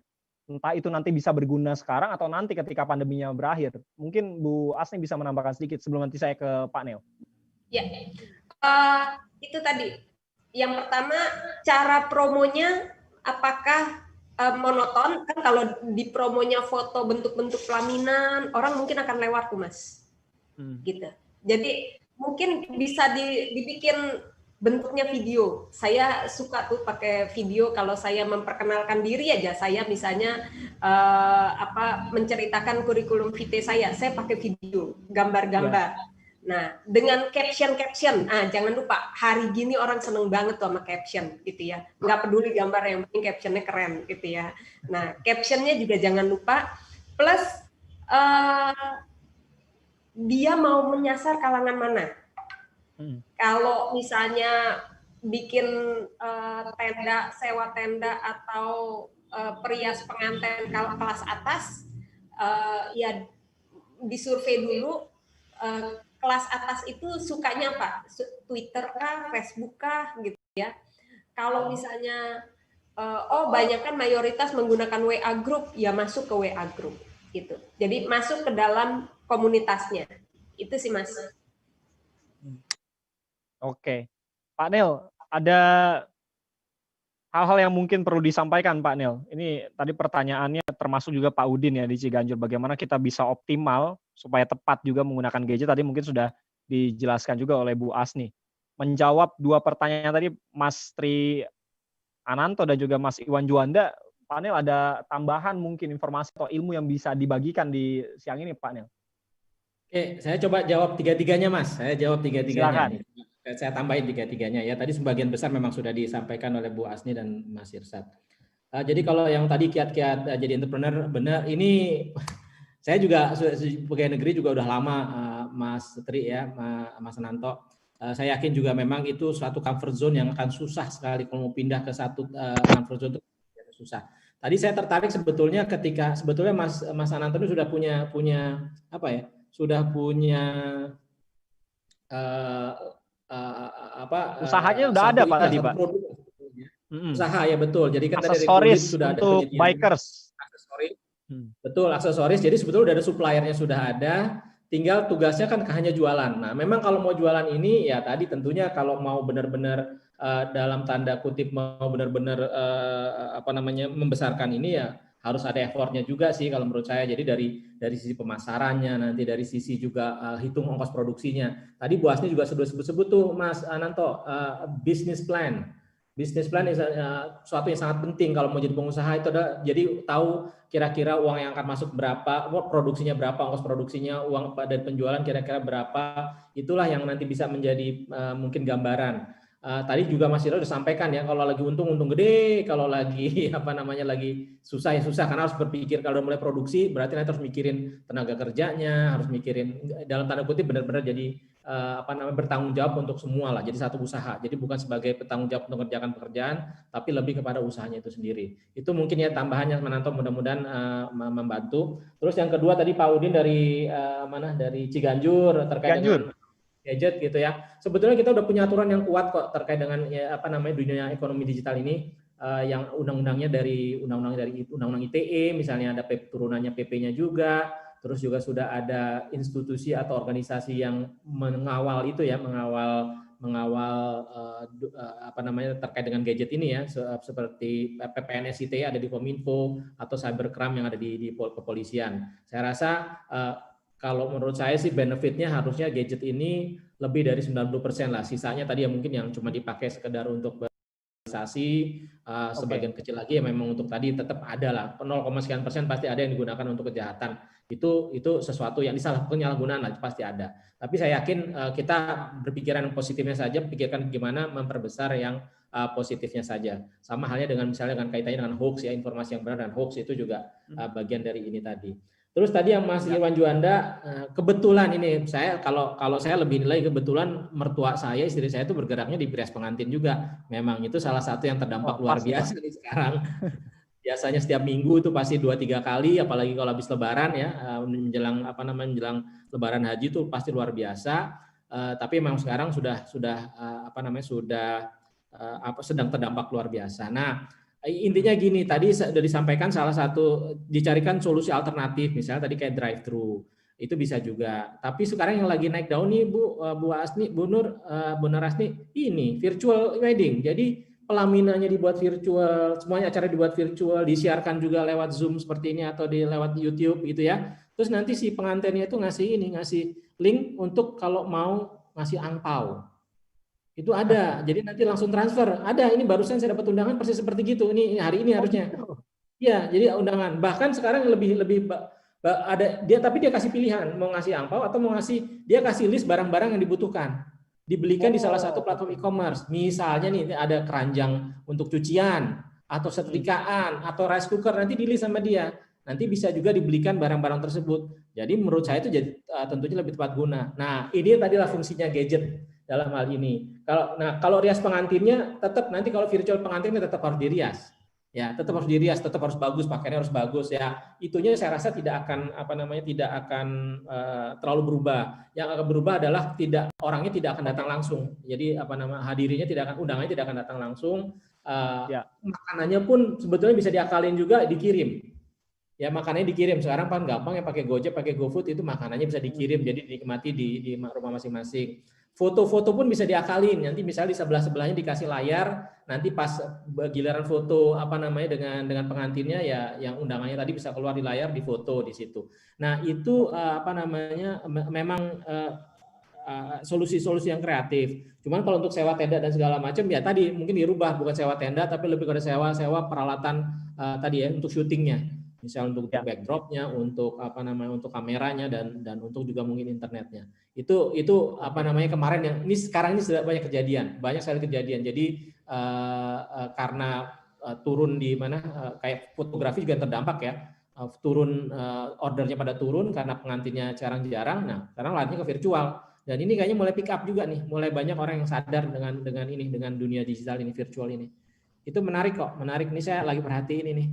Dan saya dapat undangan, udah 2 undangan saya dapat pengantin virtual. Wow, udah banyak terobosan ternyata karena pandemi COVID-19 ini. Ya, betul. Nanti kita buka lagi sesi tanya jawab. Yang sudah bertanya via chattingan setelah ini ya. Nanti saya akan sampaikan pertanyaan-pertanyaannya.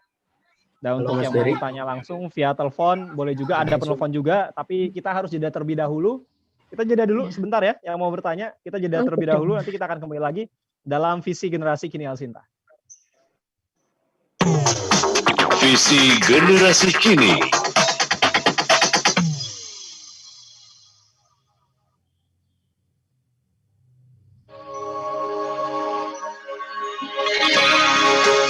Anjuran untuk selalu mencuci tangan guna terhindar dari penyebaran virus COVID-19 penting dilakukan. Tapi jangan lupa, mencuci tangan dengan tetap menghemat air perlu diperhatikan.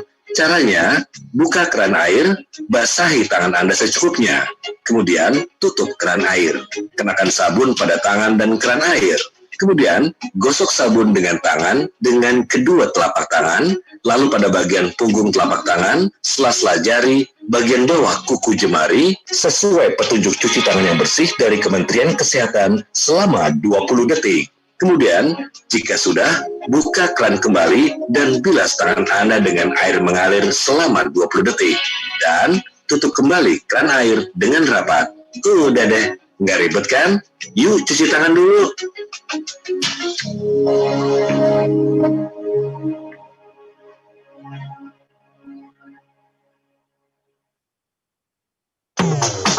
Visi generasi kini. Oke, kita lanjutkan kembali visi generasi kini Alsinta, jadikan gadget mesin uangmu di masa pandemi COVID-19.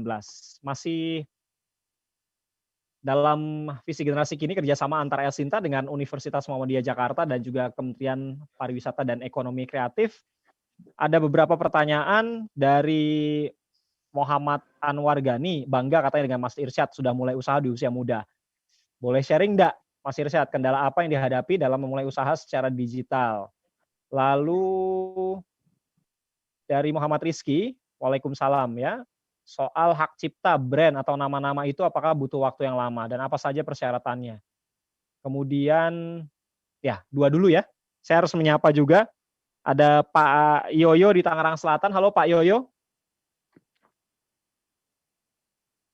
Halo? Halo Pak Yoyo, silakan Pak. Ya, ya.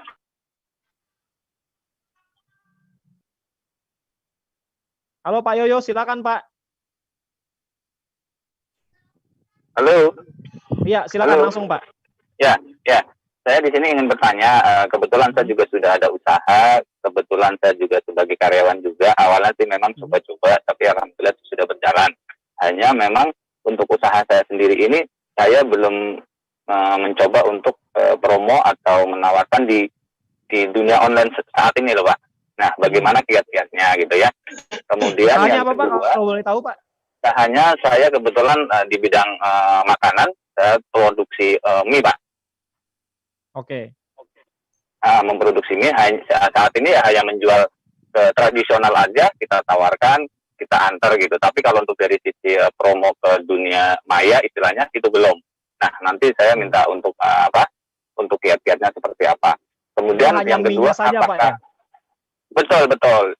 Nah, alhamdulillah tujuan saya adalah saya kan sebagai orang karyawan. Nah, saya kepingin juga punya karyawan juga seperti itu. Alhasil hari ini sudah dua orang karyawannya.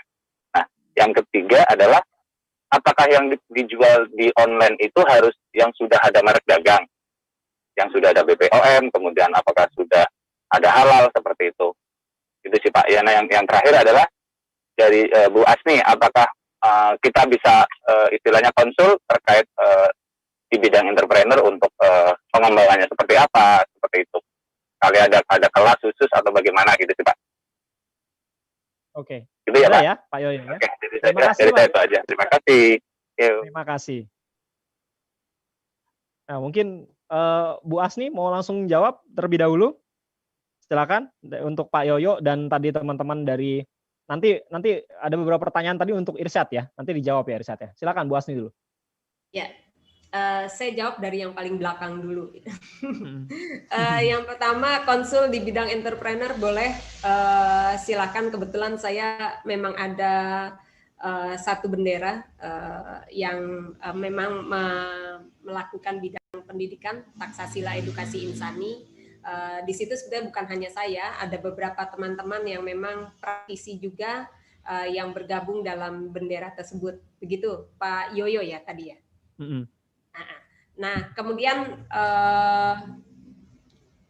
yang lain dengan Mas Irsyad atau ada yang buat saya juga ya? Iya, untuk soal merek dagang tadi, kalau kita promosi via online, apakah harus punya merek dagang dan lain sebagainya? Terus harus BPOM? Oke. Silakan. Sebaiknya ya, tetapi sampai hari ini nanti mungkin Pak Nel bisa nambahkan, sampai hari ini sih aturan berjualan secara online belum diatur betul, harus ada izin dagangnya. Makanya kreativitas teman-teman anak-anak muda itu masih bisa berjualan apa aja, bisa langsung di-blast di antara komunitas media sosialnya. Walaupun sebetulnya kalau kita berjualannya udah lebih ke arah kosmetik dan segala macam, itu wajib ada BPOM ya. BPOM-nya. Begitu juga dengan kalau jamuan, ya, herbal dan segala macam itu juga sebaiknya sudah ada tercatat di dalam kementerian. Atau makanan tadi kayak Pak Yoyo ini soal jaminan halal, sertifikasi produk halal, itu mungkin akan lebih meyakinkan konsumen jadinya nantinya ya. Betul. Kalau yang saya tahu untuk sertifikasi halal saat ini juga sedang digalakkan teman-teman pemberi sertifikasi halal ya, itu banyak memberikan kursus untuk sertifikasi halal dan pemeriksaan makanan dengan kandungan halal, dan nanti mereka akan berikan sertifikasinya dari mereka. Saya bisa kasih kontaknya juga tuh kalau mau meminta sertifikasi halal itu gitu. Oke. Ya, Pak Nel, silakan Pak Nel. Baik, Mas. Tadi saya coba jawab tadi yang dari Pak Yoyo dulu, juga dari yang dari belakang tadi ya, terkait dengan di perizinan. Memang kalau sekarang yang wajib perizinannya yang harus ngurus adalah platform e-commerce-nya. Jadi kayak dalam hal ini ya, seperti Gojek, Tokopedia, dan yang platform e-commerce lah ya, yang ada. Itu ada di peraturan pemerintah yang baru nomor sebentar saya cek nomor 80 tahun 2019 ya melalui Kementerian Perdagangan. Itu terkait dengan aturannya namanya adalah peraturan pemerintah tentang perdagangan melalui sistem elektronik. Jadi apa yang diperdagangkan lebih banyak memang mengatur terkait dengan platform e-commerce-nya. Namun demikian tadi saya setuju dengan pendapatnya Bu Nur Asni.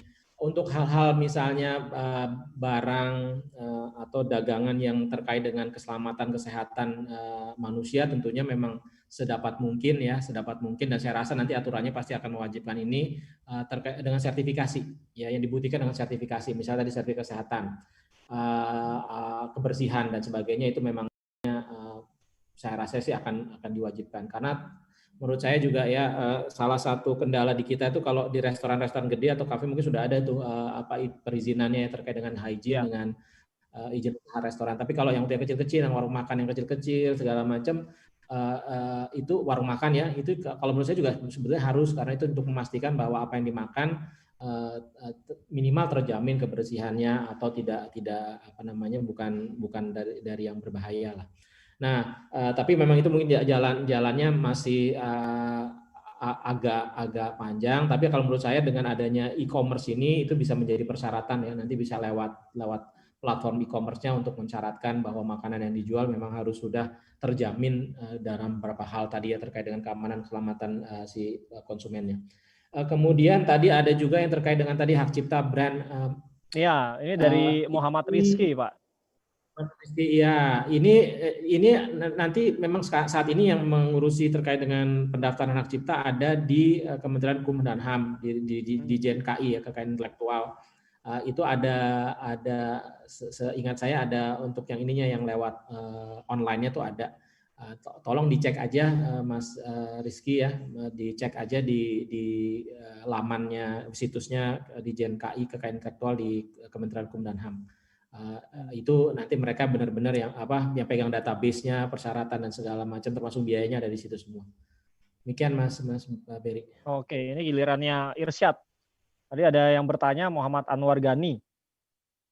Boleh sharing nggak Mas? Irsyad kenapa apa yang jadi kendala yang dihadapi saat memulai usaha secara digital? Kemudian juga di atasnya Muhammad Anwar Gani ini dari Fadilah Hasna. Halo Fadilah Hasna. Mudah-mudahan masih bergabung juga ya. Saya lihat di akun YouTube di Hima, kebetulan mahasiswa UMJ juga, di Hima Manajemen ada Kak Irsyad.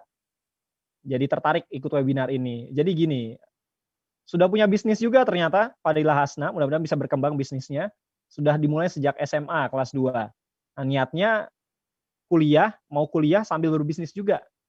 Mau tahu aja nih bagaimana tips-tips dari Kak Irsyad katanya awal-awal mulai kuliah terus mengenalkan produk-produknya dan sampai bisa berkembang sekarang. Oke, Irsyad silakan. Saya akan jawab pertanyaan yang pertama dulu. Gimana caranya saya terjun di usaha digital ya kan, maksudnya marketing digital. Itu gimana saya cara bersaingnya.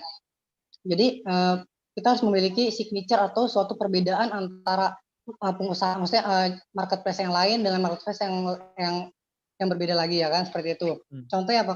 Karena kalau dipikir sih sebenarnya online sama offline itu sebenarnya lebih banyak saingan di online. Karena apa? Karena kalau online itu kan mencakup keseluruhan ya kan, mencakup se-Indonesia Raya itu. Beda dengan offline gitu. Makanya strategi seperti apa dalam menghadapinya. Yang pertama itu kita harus kalau nggak seperti tadi jawab pertanyaan nambah Pak yang tadi nanya iklan itu. Kalau cara memasarkan lewat marketing itu kita bisa menggunakan iklan.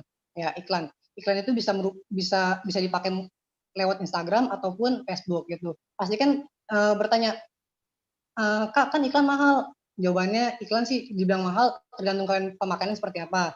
Karena iklan di Facebook itu atau di Instagram itu nawarin mulai dari 20.000 sampai 50.000. Karena selain kita main di marketing digital, tapi kita udah bikin hashtag banyak, tapi nggak ke-tag dan kita udah bikin caption sebagus mungkin, tapi kalau kita kurangnya pengikut ataupun followers dari pengikut kita itu kurang gitu. Jadi penting iklan tuh di sini. Salah satu caranya iklan tadi untuk meningkatkan followers, jadi semakin tahu semakin banyak produk kita diketahui orang gitu ya. Nah iya, salah satu iklan tadi. Nah jadi di sini kita jangan ada iklan kita bisa mentarget. Oh, yang misalkan tadi kayak Bapak tadi tuh yang tadi pelamin ataupun selama yang lainnya. Misalnya kira-kira pangsa pasarnya di usia 16 atau sampai 17 tahun ke atas, di situ kita bisa atur ya kan. Jadi lebih tertarget. Jadi followers kita pun nambah, jadi followers itu tertarget. Oh, ternyata meningkat itu karena dia minat, bukan sekedar banyak. Sebenarnya sih penting juga dengan banyaknya followers di digitalisasi saat ini. Karena apa? Karena pasti kan orang sebelum beli produk kita kan dia ngeliat-liat dulu Instagram kita ya. Oh, followersnya banyak nih, pasti enak nih rasanya. Oh, pasti yang beli banyak nih, kayak gitu. Udah sih itu penting juga. Gitu. Terus yang selanjutnya tadi yang kedua awal usaha apa ya? Ya, awal usaha dari Fadila Hasna. Nah, ada guanya gitu apa ya? Ameli Novi, mohon maaf Ameli Novi dimatiin dulu boleh mikrofonnya. Terima kasih. Silakan Irsyad. Nah, kalau dibilang kendala usaha sih pasti banyak banget kendala karena kan saya kuliah juga plus usaha juga. Gimana sih bagi waktunya pasti itu sangat menguras waktu banget pastinya. Pasti sangat menguras waktu. Karena kalau saya tuh kayak main waktu gitu, maksudnya bikin strategi. Jadi misalkan hari ini kuliah, jam sore kosong, saya tuh sore tuh manfaatkan buat misalkan punya orderan dan lain sebagainya. Gitu. Sebenarnya kalau kita usaha di saat kuliah atau lagi jam pendidikan tuh sebenarnya cukup bagus sih. Bagusnya kenapa? Karena kita banyak relasi gitu. Tujuan relasi kan untuk menawarkan produk kita gitu. Seperti itu sih. Gitu. Terus tadi yang tadi mungkin bapaknya masih nonton yang mie ayam. Mie ayam saya mau bahas sedikit. Sebelum adanya pandemi saat ini itu sudah maraknya ghost kitchen, artinya kitchen secara virtual.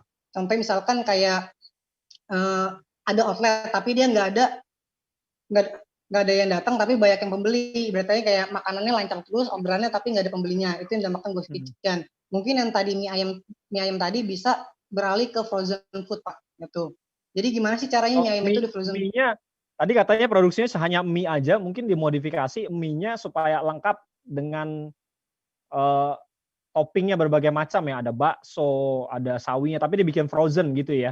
Jadi kalau yang mau beli itu bukan cuma mie-nya aja, tapi udah siap, kita bisa bikin mie ayam di rumah gitu ya, Irsat ya? Nah iya betul kayak gitu, atau kita keringkan seperti itu. Karena misalkan kalau seandainya kita main di, misalnya kita main mie suatu pengaja, kita untuk masukin pasaran keluar Indonesia itu agak susah, maksudnya Indonesia karena agak susah, karena kan produk itu kan cepat basinya, cepat mudah rentan, misalnya busuk atau segala macam, itu kita main dikeringkan. Nah nanti sekiranya misalkan kalau ada kendala misalkan pengen gimana sih cara frozeninnya dan lain sebagainya, saya kebetulan buka kelasnya juga, nama tempat saya Dapur ICP Baking Center. Di situ kita cara ngajar marketingnya juga, cara jualan itu gimana sih cara jualannya, cara packingnya gimana, kita di situ diajarkan juga seperti itu sih. Gitu. Oke. Oh ya, terima kasih. Bisa nambahin sedikit? Ya, untuk yang menanyakan legalitas, kebetulan saya tuh dari Kota Tangerang ya kan, Kota Tangerang. Di sini kalau misalnya ingin nanya gimana sih cara kita ngurus surat IMMK? Ini bisa kalau mau ngurus surat IMMK itu bisa ke kecamatan. Nah, gimana sih caranya kita ngurus sertifikat halal ataupun PIRT? Biasanya di suatu wilayah itu ada yang namanya sertifikat secara gratis atau sosial seperti itu yang diadakan dari pemerintah itu langsung. Kebetulan kalau di saya itu datangnya langsung ke dinas kesehatan untuk bikin sertifikat halal gitu. Tapi sih kemarin saya konfirmasi kok ke dinas kesehatannya, katanya mencakup seluruh wilayah, datangnya ke dinas kesehatan dulu untuk pembuatan sertifikat halalnya itu. Seperti itu Pak. Oh ya, untuk biayanya biasanya kalau di pemerintah itu free. Itu kita didukung dari pemerintah, bantuan dari pemerintah seperti itu. Oke, ini informasinya banyak yang bisa kita dapatkan dari Irsyad ya. Tapi ngomong-ngomong soal, iya betul Pak, sudah terjun langsung, jadi hatam betul nih Pak proses-prosesnya Pak. Tapi menarik ya, kalau kita ngobrolin tentang menjadikan gadget sebagai mesin uang, kita sudah punya produk, kita tinggal posting, terus tadi kata Bu Asni kita bikin caption yang menarik, atau mungkin kalau ada produk tertentu, bukan hanya sekedar foto, tapi juga bagaimana kita bisa membuat video dari foto itu, pakai caption yang menarik, followers kita untuk bertambah, tadi ditambahkan sama Irsyad. Ada berbagai macam cara promosi, salah satunya dengan iklan. ada di Instagram, Facebook, dan lain sebagainya. Beberapa platform media sosial tadi menyediakan iklan dengan berbagai macam harga tergantung berapa followers atau netizen yang mau kita sasar gitu ya, kurang lebih Irsyad ya. Nah ini kan yang paling penting juga sebetulnya. Kalau kita berusaha lagi ada di puncak, kita jangan cuma mikirin di puncaknya aja. Tapi step berikutnya, level yang paling tinggi tentu harus kita capai. Nah salah satunya ada promosi. Budget itu kan penting ya. Betul ya Bu Asni ya. Jadi ketika sudah ada di atas, jangan hanya memikirkan di atasnya saja, kita bertahan, tapi juga ada budget untuk next step, promosi. Betul nggak Bu Asni? Betul. Sebetulnya pengusaha saat ini itu sangat diuntungkan dibanding zaman kita dulu gitu ya. Promosi itu menjadi hal yang sangat mahal. Mempromosikan produk itu dulu kalau nggak di media cetak, media elektroniknya TV atau radio, dulu mahal-mahal banget gitu ya. Nah sekarang promosi di medsos itu biayanya sangat kecil. Tinggal saja kita memilih segmentasi kita mau promo di mana. Kemudian termasuk budget. Kemarin misalnya saya kebetulan diminta sama Fakultas Ekonomi dan Bisnis Universitas Muhammadiyah Jakarta sebagai tim marketing S2 gitu ya. Karena kami juga punya program S2 di Fakultas Ekonomi dan Bisnis. Kami promosi di media sosialnya Radio Elsinta kebetulan. Nah, itu ternyata budgetnya sangat murah, di tag-nya bisa sampai dengan 45 kali. Gitu. Jadi kita kembali lagi kepada para pewirausaha pemula, ketika mau promosi via gadget gitu ya, itu di mana, berapa budget yang kita punya, kita hitung kembali. Kemudian tadi selain caption, selain fotonya yang bagus, nah ini juga jadi peluang kepada yang suka fotografer, bisa berbisnis memfotokan produk-produk temennya gitu. Jadi kalau kita nggak mampu jualan, tapi kita jago foto, nah berkolaborasi lah, itu yang tadi saya bilang, belajar bagaimana angle foto sehingga jadi bagus produknya, jadi kelihatan kinclong gitu, difoto kemudian diupload dan pelajari. Di Twitter sama di IG itu berbeda ya captionnya.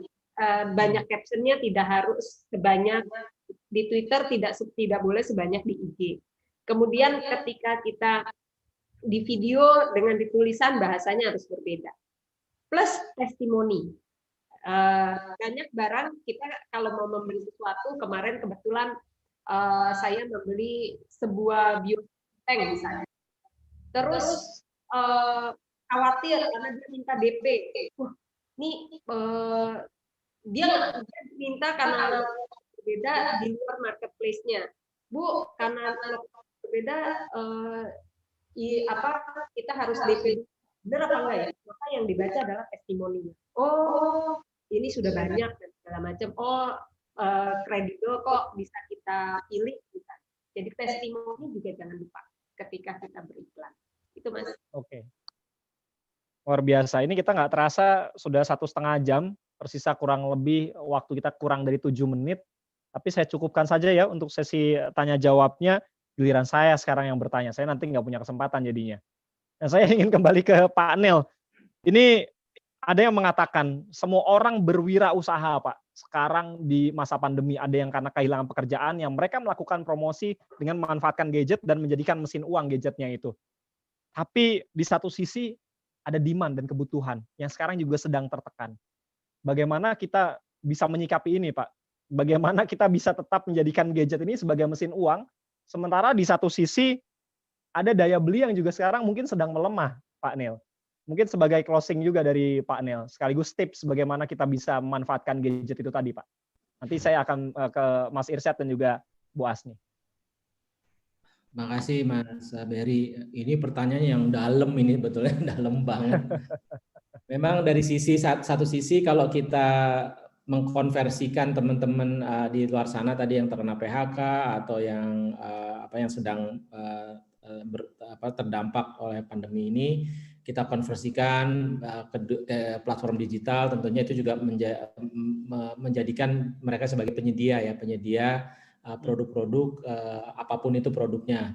Nah, intinya memang tadi benar kaitannya dengan demand juga. Jadi makanya kemarin kita punya program Bangga Buatan Indonesia, sebetulnya kalau kita lihat secara ekonomi secara makro itu walaupun ekspor turun, tapi yang lebih turun lagi adalah justru impor. Jadi penurunan impor itu lebih jauh lebih besar daripada penurunan ekspor. Artinya apa? Di situ kita punya surplus, ya, surplus kebutuhan terhadap tadi untuk menggantikan barang-barang impor tadi, apakah untuk memenuhi kebutuhan yang tadi yang sebetulnya disediakan oleh barang-barang impor. Nah, ini memang kalau di pemerintah sendiri kita sedang mengusahakan bagaimana caranya untuk meningkatkan daya beli, ya, daya beli dari masyarakat untuk membeli produk-produk, dan utamanya adalah produk-produk lokal. Kemarin juga sudah mulai lewat ini nih Mas Berry, di LKPP e-katalog kita kemarin Kementerian Koperasi dan UKM itu berhasil membuka lapak khusus untuk produk UMKM.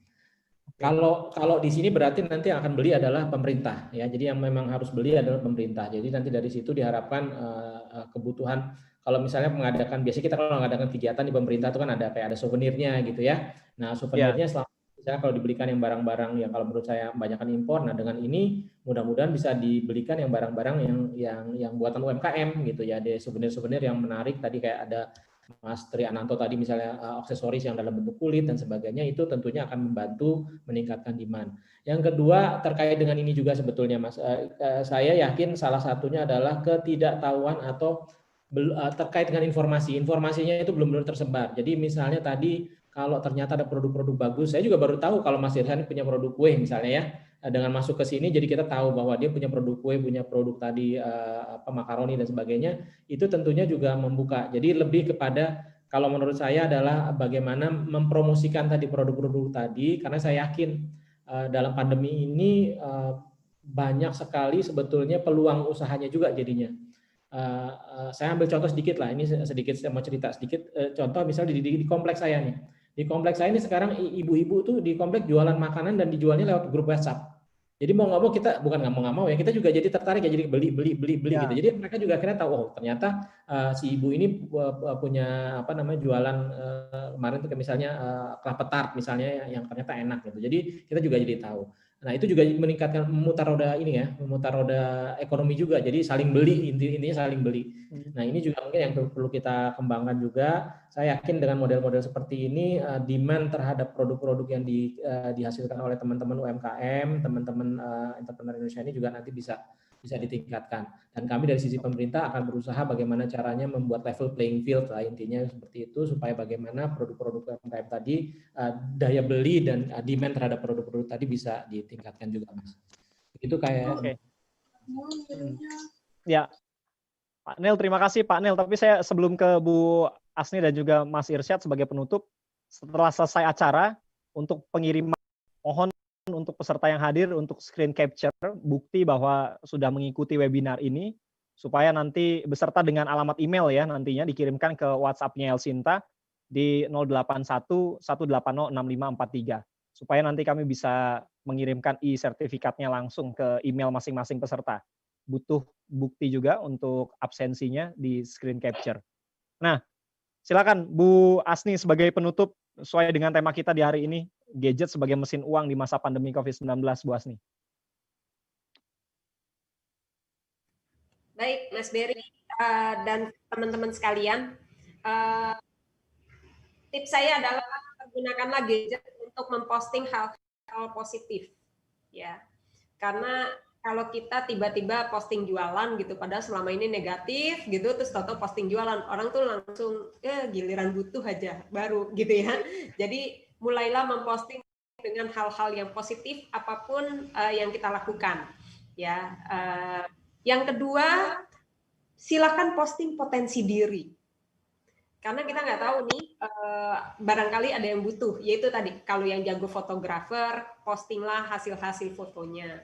Kalau yang jago masak tapi belum berani jualan, postinglah makanan-makanan hasil buatannya. Yang jago gambar gitu ya, postinglah. Yang jago cover lagu gitu, postinglah gitu ya. Dan bikinlah channel-channel YouTube dan segala macam. Sehingga pada suatu hari misalnya kayak tadi pernikahan virtual gitu ya, oh butuh penyanyi nih, oh si ini aja nih kayaknya pernah ada tuh covernya misalnya gitu ya, karena semua kan dilakukan secara virtual gitu ya. Posting potensi diri. Yang ketiga, postinglah keahlian, kemampuan yang mungkin unik gitu ya. Misalnya dia mampu mengolah data, kalau ada yang lagi skripsi, tesis atau disertasi misalnya gitu. Jadi kemampuan-kemampuan diri yang rada unik itu kita posting karena medianya banyak banget, dan saat ini orang melihat kita nggak cuma di RT kita, di RW kita gitu ya, tapi udah bisa nasional bahkan internasional gitu. Itu sih, Mas. Terima kasih, Bu Asni. Irsyad, silakan Irsyad. Terima kasih Mas Dery. Dari saya tuh memanfaatkan gadget sebagai media jualan, bukan sebagai media main game gitu. Karena anak muda zaman sekarang itu kadang-kadang tanpa terpikir ya, maksudnya main game dari pagi sampai ketemu malam itu full banget. Karena seharusnya gadget itu dipakai buat hal yang positif. Sebenarnya itu positif juga ya kan. Tapi gimana caranya merubah mindset kita untuk ternyata HP saya bisa bermanfaat nih, entah bisa menghasilkan, entah bisa bermanfaat bagi orang lain dan lain sebagainya, seperti itu. Dibandingkan waktu kita dibuat main game lain sebagainya gitu. Karena saya bukan orang main game jadi ngomong kayak gini. Gitu. Terus yang selanjutnya, bangunlah suatu community atau maksudnya suatu confident dari adanya media sosial gitu. Misalkan yang benar yang Bu Asni tadi katakan, kalian tuh confident aja dengan apa yang kalian punya, apakah kalian punya bakat ini dan lain sebagainya. Siapa tahu orang membutuhkan dengan kalian yang punya gitu. Karena sebenarnya sih anak-anak milenial saat ini kadang-kadang tuh masih malu, kadang-kadang nggak pede dengan menimbulkan bakat mereka. Ntar takut dibilang temennya, lu sok kepedean lu, sok kecakapan lu, sok bisa lu. Karena kadang-kadang orang tuh masih gengsi dengan hal kata-kata seperti itu gitu. Tapi saya sarankan maksudnya hindari kata-kata itu. Misalkan kalau ada yang bilang misalkan seperti itu teman kalian, itu abaikan saja. Anggap aja bagaikan angin yang lewat di atas kepala kalian. Bagaikan angin yang menuju kesuksesan kalian di masa depan, seperti itu sih dari saya. Gitu. Oke. Irsyad, luar biasa kata-kata terakhirnya. Ini mungkin banyak dialami Irsyad juga waktu di awal memulai bisnisnya ya. Banyak cercaan atau banyak yang mencibir, tapi sekarang buktinya. Irsyad 21 tahun sebagai pengusaha, punya karyawan, dan bisa membuka lapangan usaha di sekitarnya, di dekat rumahnya. Ini yang harus jadi contoh, dan jangan lupa jadikan gadget jangan hanya sekedar sharing status dan lain sebagainya, main game kalau tadi kata Irsyad, tapi jadikan sebagai mesin uang di masa pandemi COVID-19. Terima kasih Bu Asni, terima kasih Irsyad, dan juga Pak Nil, terima kasih juga dari Kementerian Pariwisata dan Ekonomi Kreatif. Demikian visi generasi kini Elsinta di hari ini. Sampai jumpa teman-teman semuanya. Mohon maaf ya kalau ada beberapa pertanyaan, tadi ada testimoni juga yang sudah mengikuti pelatihan dengan Irsyad. Terima kasih, luar biasa, mudah-mudahan ilmu yang kita bagikan di hari ini bisa bermanfaat untuk kehidupan kita di masa yang akan datang. Selamat siang, saya Berry Hamzah. Kita jumpa lagi nanti dari visi generasi kini Elsinta di kesempatan berikutnya. Dah, tetap jaga kesehatan. Terima kasih, selamat siang. Waalaikumsalam. Generasi kini.